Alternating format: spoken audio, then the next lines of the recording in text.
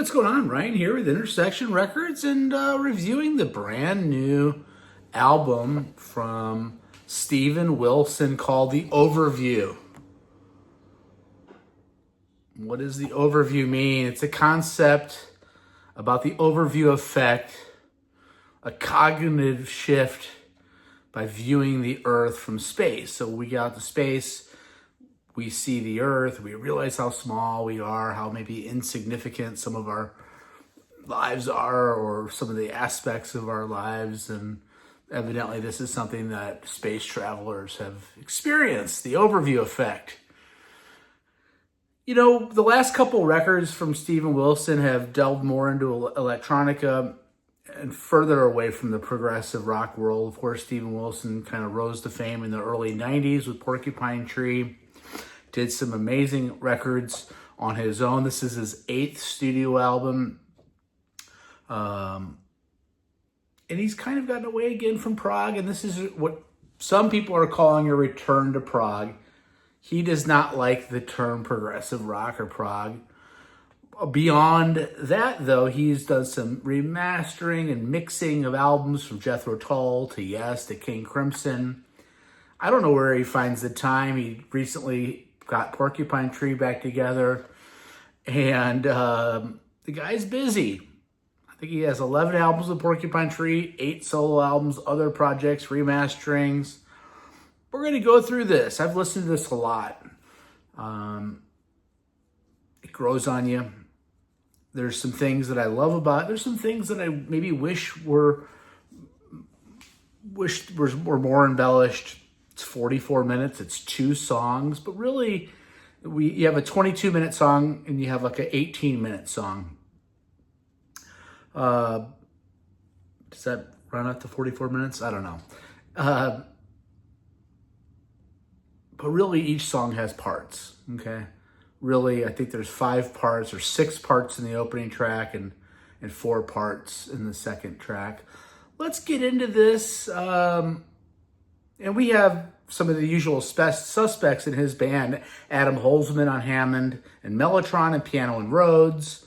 We have Craig Blundell on drums on the second track, if you will, called The Overview. Theo Travis is on sax and flute. Russell Holzman on drums on the first track. Randy McSteen on guitar, backing vocals. The first song is called Objects Outlive Us, and it's quite amazing. It's the longer of the 2 tracks. Andy Partridge from XTC, co-founder of XTC, wrote some of the lyrics, I think, on the third part of the song. Let's get into the first part of Objects Outlive Us. Again, this record was written by Steven Wilson, except for some of the lyrics by Andy Partridge on the first track. Starts a cappella, some light mellotron. It starts lifting with some bass creeping in, then piano, then some ride cymbal by Russell Holzman. Then we break into the second piece, if you will, of the first track.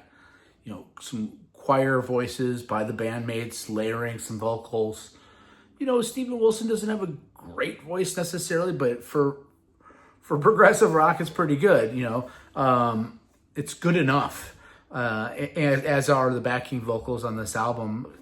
You get some Phil Spector type of layering. You know, the production on this record is excellent as far as the way it sounds. I've listened to it on jam boxes. I've listened to it with good, you know, headphones.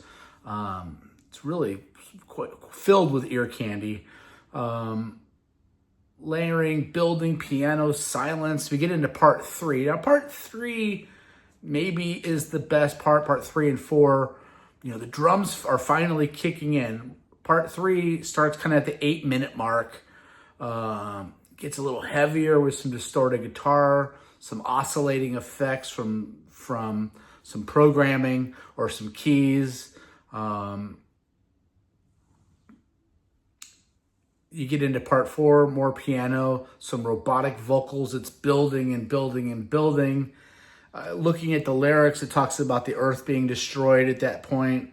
What's cool about this is it's abstract. I'm not exactly sure what he's talking about. I've looked at the lyrics. It appears that he has a life on earth and with a wife and a child, going to work. She gets fired. And then maybe the second song is about being in space, leaving the earth. Part 5 is an instrumental called The Cosmic Sons of Toil. Menacing, swarming, wicked guitars by McSteen. I can't tell when McSteen is playing guitar. By the way, Steven Wilson's singing the songs, acoustic, playing bass, acoustic bass, electric guitar, percussion, piano, keyboards. He's a master of all instruments. Wicked guitar, I think, by McSteen on part 5 of that. The most proggy section. Absolutely the most proggy section. And it really takes flight. And it represents maybe the best part of the album there towards the end of the first song. Part 6, there's a falsetto vocal where he repeats the opening line of the album. The monkey paw and you playing too hard to get. Did you forget who I was? Type of thing. Gorgeous. And then there's a guitar fade out. We get into the second song, and it's called The Overview, which is the title track. And it sounds like you're in space. Spoken word by Willow Beggs. Pretty darn trippy. For the 4:30 mark, Blundell kicks in with his drums. And he's an awesome player. I've seen him with Steve Hackett. He's prog rock royalty when it comes to drumming. He kicks in at the 4:46 mark. Is this real or is this a dream? There's no reason for anything, just a beautiful infinity. No design and no one is at the wheel. This idea that maybe there is no master plan out there on our Earth. When you get into space, you realize that we're all kind of insignificant. I know that Wilson is an atheist, and maybe that creeps in here a little bit. Just an existential mystery, he says. No one's at the wheel. La, la, la, la, la, la. Part 3, more Willow Boggs. The drumming is great by Blundell. What Willow Beggs is doing, it appears she's maybe the control station.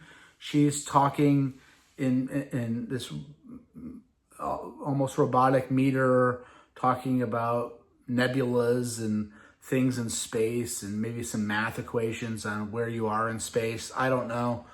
It's cool. Again, with the second song, there's 4 minutes in the beginning where there's not a lot of true instrumental rock. And then there's like 4 minutes at the end that's kind of an outro. Kind of wish there was more instrumental band playing in progressive rock than some of this electronic. That's maybe my complaint on the album. Big guitar solo in part 3. Cool keys at the 13:20 mark. Arpeggiated keys. More Beggs speaking. And then part 4 is an instrumental with Theo Travis on saxophone. Slow, mellow, fade out, mellotron, and sax. This is an awesome record.